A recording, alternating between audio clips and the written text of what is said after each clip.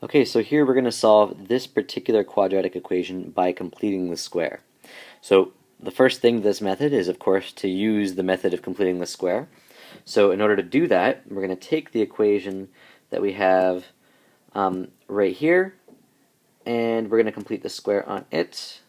So we're going to pull out the leading coefficient from the first two terms. So we get 2, open bracket, x squared plus 2x close bracket minus 6 equals to 0. Okay, so that's the first step of completing the square. Next, what we want to do is we want to force this stuff inside the brackets to become a perfect square trinomial. So in order to do that, we're gonna start by rewriting what we've got. So 2 times x squared plus 2x. Okay, so now we're going to take half of that value there, so half of 2, which is 1. Okay, and we're going to add that, so plus 1, and we're going to square it, so plus 1 squared in this case. We're going to close our bracket. We have our minus 6 at the end. Now, by putting in this plus 1 squared, we've changed the equation a bit. So we need to rebalance, basically. Okay, so 1 squared is, of course, 1, right? But remember that there's this 2 out front that's affecting that. So by putting that 1 squared inside the brackets, we've really added in 1 squared times 2, which is 1 times 2. So we've really just added 2 into our equation. So in order to rebalance, what we're going to have to do is we're going to have to take away that 2 that we added in by putting in the 1 squared. So we're going to subtract 2 at the end here, okay? And of course we have our 0 over here. Okay, so our next step is going to be 2.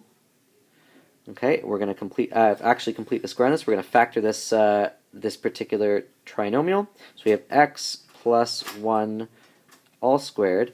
Negative 6 minus 2 is minus 8. Okay, and we get that equal to 0. Okay, so now that we've completed the square on this particular equation, what we're going to do is we're going to solve this equation now that's in basically vertex form. And to do that, all we're going to do is we're going to isolate for the x value. So we're going to start by bringing this minus 8 over to the side. So we're going to add 8 to both sides, basically. That's going to give us 2 times x plus 1 squared is equal to positive 8. Okay, then we're going to divide both sides by 2.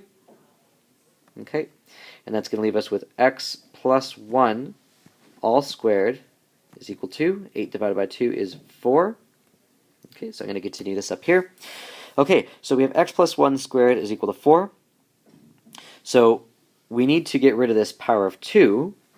And in order to do that, we're going to have to do the opposite of squaring, which is taking the square root. And remember that we have to do plus or minus the square root. So we're going to have x plus 1 is equal to plus or minus the square root of 4, which gives us x plus 1 is equal to plus or minus 2, because the square root of 4 is 2. And then all we need to do is we need to subtract 1 from both sides. So we're going to get x is equal to negative 1 plus or minus 2. And that's going to give us two different values.